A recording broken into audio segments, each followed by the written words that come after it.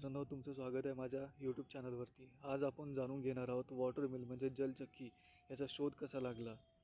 तर नद्यांच्या प्रवाहाला सामावून त्याचं रूपांतर शक्तीत करणारा एक प्राचीन आणि सर्जनशील शोध म्हणजे जलचक्की. जेव्हा माणसाने नद्या, ओढे आणि प्रवाह यांचा निरीक्षण केलं तेव्हा त्याला जाणवलं की या वाहणाऱ्या पाण्यात एक नैसर्गिक शक्ती आहे आणि याच शक्तीचा उपयोग करून जलचक्कीचा जन्म झाला. जलचक्क्यांचा सर्वप्रथम वापर इसवी सन पूर्व 3ऱ्या शतकात ग्रीस आणि चीनमध्ये झाल्याचे उल्लेख आढळतात. सुरुवातीला या चक्क्यांचा उपयोग धान्य दळण्यासाठी म्हणजे पिठाच्या गिरणीत मोठ्या प्रमाणावर केला जात होता. एक मोठं चाक नद्यांच्या प्रवाहात बसवलं जात आणि त्या चाकाच्या फिरण्यामुळे आतील यंत्रणा फिरत असे, ज्यामुळे मोठ्या मेहनतीचं काम एकटं पाणी करत असे.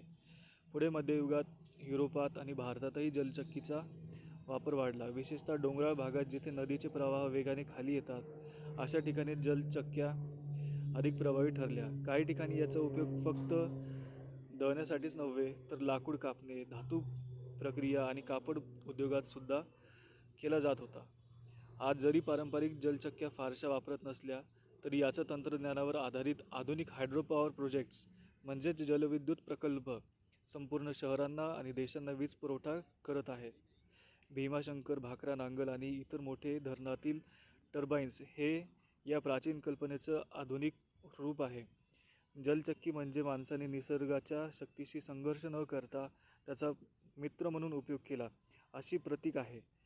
ती एक अशी कल्पना आहे जी आजही हरित ऊर्जा या संकल्पनेला मजबूती देते. म्हणूनच जलचक्की हा केवळ एक ऐतिहासिक यंत्र नव्हे तर निसर्ग व विज्ञान यांचे एक सुंदर संतुलित उदाहरण आहे. आपल्याला व्हिडिओ आवडला असेल तर नक्की लाईक करा, शेअर करा आणि सबस्क्राईब करा. धन्यवाद.